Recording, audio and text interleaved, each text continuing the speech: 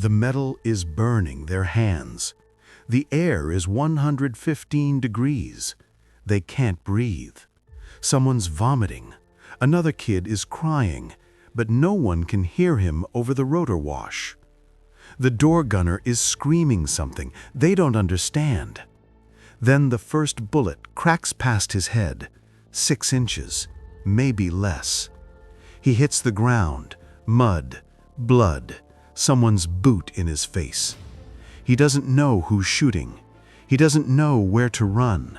His rifle is empty, and he hasn't even fired it yet. 43 seconds ago, he was safe. Now, nothing will ever be safe again. What happened next changed everything for him. Summer, 1965. The American government has made its decision. Combat troops are going to Vietnam. Not advisors, not observers, soldiers. Tens of thousands of them. Most are draftees. Most are teenagers. Most have never been on a plane. They board chartered airliners in California, Texas, New York. Stewardesses serve them Coke and peanuts. Some try to sleep. Others stare out windows, watching America disappear beneath clouds. 20 hours later, the plane descends through monsoon rain into Tan Son Nhat Air Base, Saigon. The door opens, and hell walks in.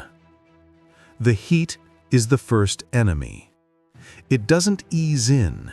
It doesn't build. It detonates. 115 degrees, humidity so thick it feels like drowning on dry land. Within seconds, their uniforms are soaked. Within minutes, their skin is burning. They're wearing wool uniforms designed for Germany, for Korea, for wars that don't exist anymore. The fabric clings, it strangles, it breeds rashes that will never fully heal. Some collapse on the tarmac before they even reach the buses. The medics are already busy. There's no parade, no welcome, no crowd waving flags.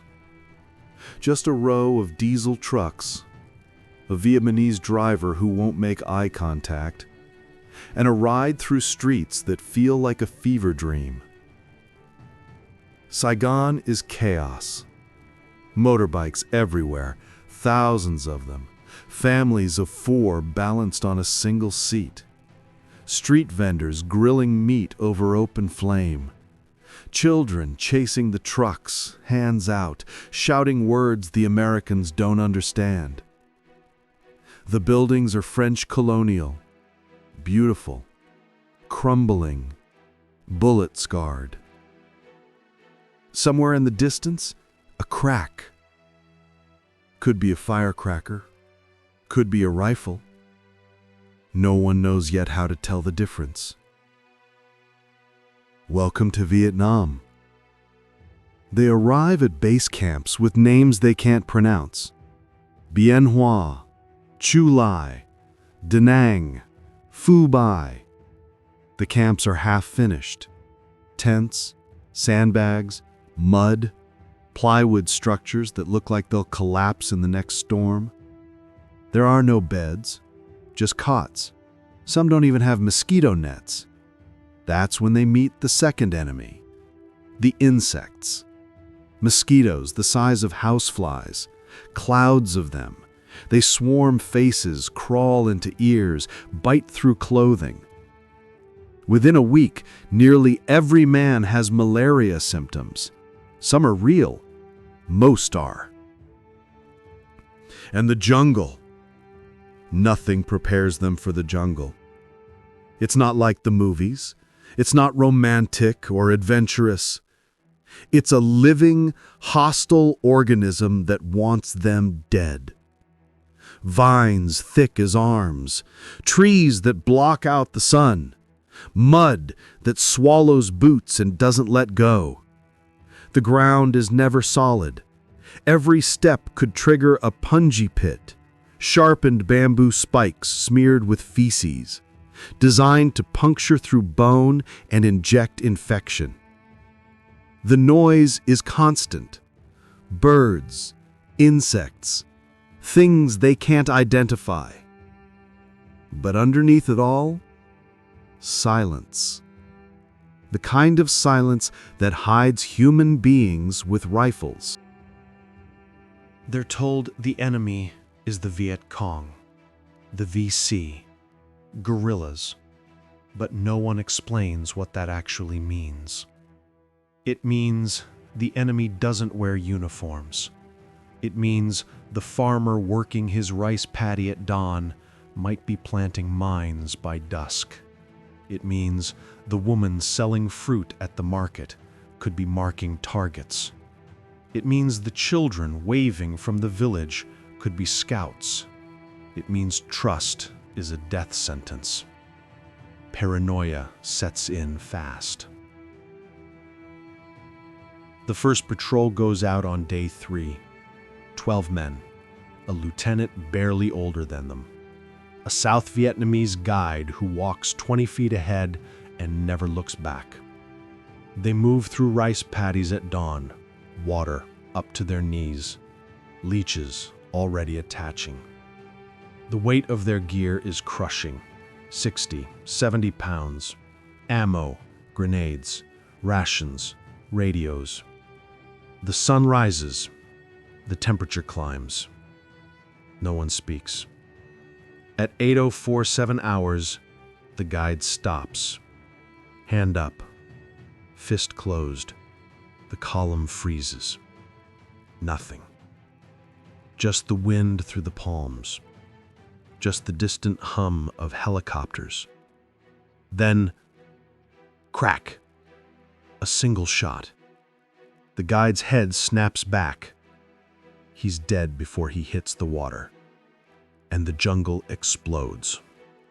Automatic fire. Everywhere. All directions. They can't see the enemy. They don't know where to shoot. Bullets shred the vegetation around them, whipping through leaves, smacking into tree trunks, tearing through the water. Someone is screaming. Someone else is returning fire blindly, just pulling the trigger, praying. The lieutenant is yelling orders no one can hear. A private, 18 years old, from Ohio, takes a round through the chest. He goes down, eyes wide, mouth open, blood mixing with the rice paddy water. His best friend tries to drag him back. Another burst of fire. Now they're both down. It lasts 90 seconds. Then, nothing. Silence again. The VC are gone, vanished into the jungle like ghosts. 3 Americans dead, 5 wounded. They never saw a single enemy fighter. This is the pattern. Ambush, casualties, silence. No front lines, no defined enemy, no way to win. The VC control the nights. They plant mines on trails the Americans used safely that morning. They booby-trap bodies. They leave grenades rigged to explode when a door opens, when a helmet is picked up, when a can of food is opened. Every object is suspect. Every step could be the last. Sleep becomes impossible. At night, the base camps are hit by mortar fire. Random, sporadic, just enough to keep everyone awake, on edge, terrified. Men dig deeper foxholes. They sleep in their boots, rifles loaded, safeties off. Some don't sleep at all. The exhaustion is weaponized. It's part of the strategy. Tired men make mistakes. Mistakes get people killed. Then there are the tunnels, miles of them, entire networks underground. The VC live down there, sleeping, cooking, treating wounded. storing weapons. When the Americans find a tunnel entrance, someone has to go in. They call them tunnel rats. It's the worst job in the war. You crawl into a black hole barely wider than your shoulders, no room to turn around, no backup, just a flashlight and a pistol. You don't know what's down there. Could be a VC soldier waiting with a knife, could be a nest of vipers, could be a booby trap that brings the whole thing on your head. Some men refuse, some volunteer. Many don't come back up. The villages are the hardest part. They're ordered to search them, to find weapons, find VC sympathizers, find anything that proves the enemy is hiding there. But how do you tell? The old man smiling and offering water, is he innocent or gathering intelligence? The teenage boy running away, is he scared or going to warn the fighters? There are no answers, only consequences. Some units burn the villages. Better to destroy them than let the VC use them. Some try to win hearts and minds. They hand out food, medicine, candy to children. Both strategies fail. The deaths pile up, not just from combat. We have our casualties, from disease, but our fatalities from combat-inflicted wounds have been cut to less than 2% because of the speed with which a wounded man can be moved from the battle zone to skilled surgical help. Snake bites kill them in their sleep. While a Navy Infected corpsman wounds gives kill them emergency aid, days a after they medevac thought team they is were being safe. brought in by that. Helicopters come and go, carrying bodies in bags. The new arrivals watch them load the dead. They recognize the bags. They were sleeping next to those bags last week. The morale fracture. Letters from home talk about protests, about Americans burning draft cards, calling them killers, spitting on uniforms. They don't understand. They didn't ask for this. They're just trying to survive. Some start counting days. 365 and you go home, if you make it. Others stop counting. It's easier not to hope. By the end of 1965, over 200,000 American troops are in Vietnam. By 1968, the number will exceed 500,000.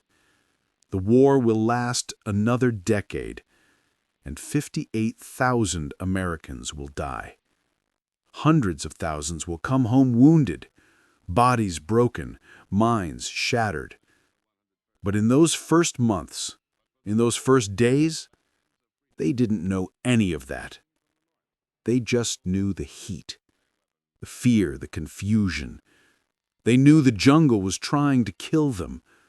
They knew the enemy was everywhere and nowhere. They knew that the boy who sat next to them on the plane might not make it to Christmas. Some adapted. They learned to move silently, to read the jungle, to trust their instincts over their training.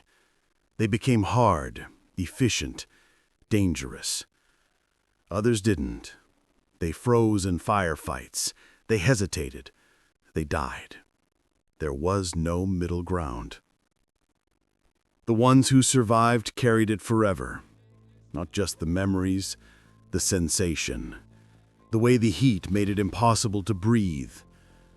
Vietnam didn't just kill soldiers.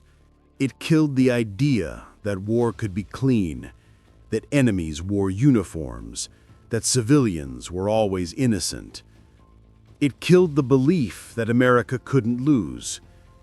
And it started the moment the ramp dropped, the moment the heat hit their faces, the moment they realized no one was coming to save them. This is what they don't teach you.